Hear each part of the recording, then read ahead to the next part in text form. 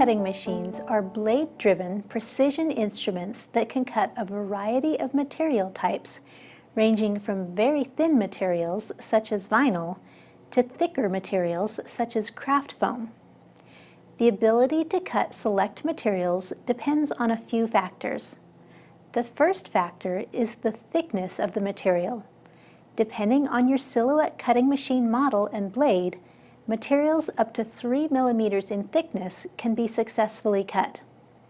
This limitation is based on maximum height of the blade and the maximum clearance of the machine.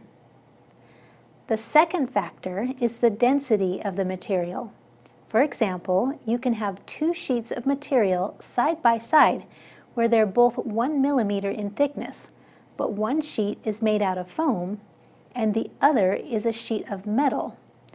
Obviously, blade-driven devices cannot cut through metal and other denser material types just because the material thickness is within the target range.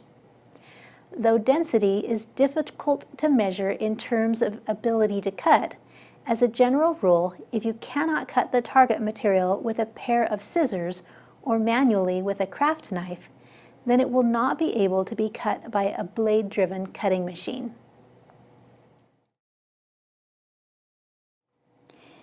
As you go to cut new materials, start by looking for an existing setting in the software that matches your material type.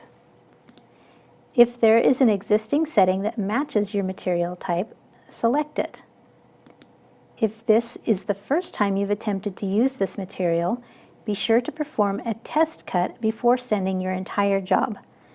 The test cut feature is found in the Send Us section at the bottom of the panel. The test cut will create a small triangle inside a box wherever your blade is currently positioned. If you haven't used the arrows to reposition your blade, it will be performed in the upper left corner where the blade position is set by default. If the test cut works well, your job should likewise cut properly and you can proceed to send the job. If adjustments are necessary, or if you're starting from scratch with a unique material type, the following are guidelines and settings you'll need to consider. The blade number setting indicates the amount of blade exposed from the blade tip in 0.1 millimeter increments. The higher the number, the more the blade will be exposed, and therefore the deeper the cut will be. The blade number setting should match the actual thickness of your material. For example, if you're working with a sheet of cardstock that is 0.3 millimeters in thickness, you'll want to set your blade to a setting of 3.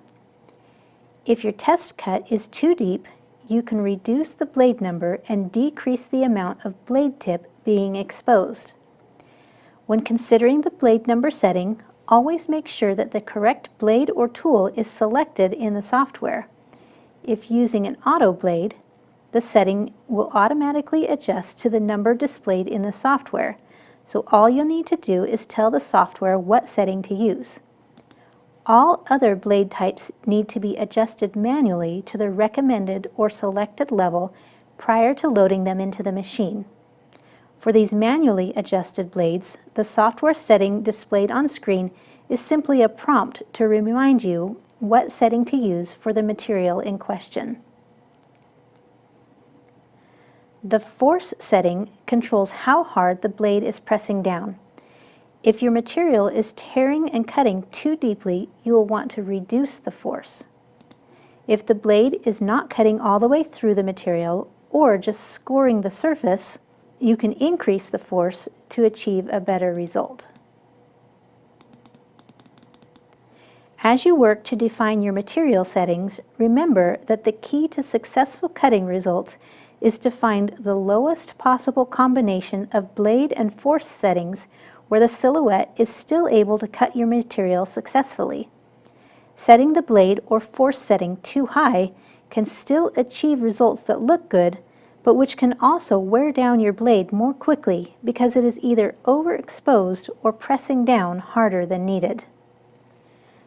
The speed setting controls how fast the cut is being performed.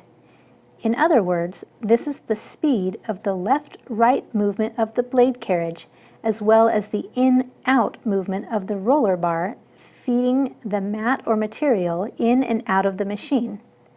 Though some material types need to be cut more slowly in order to cut properly and cleanly, faster levels are available to make the overall cutting process go faster if you're using compatible material types that can be cut more quickly.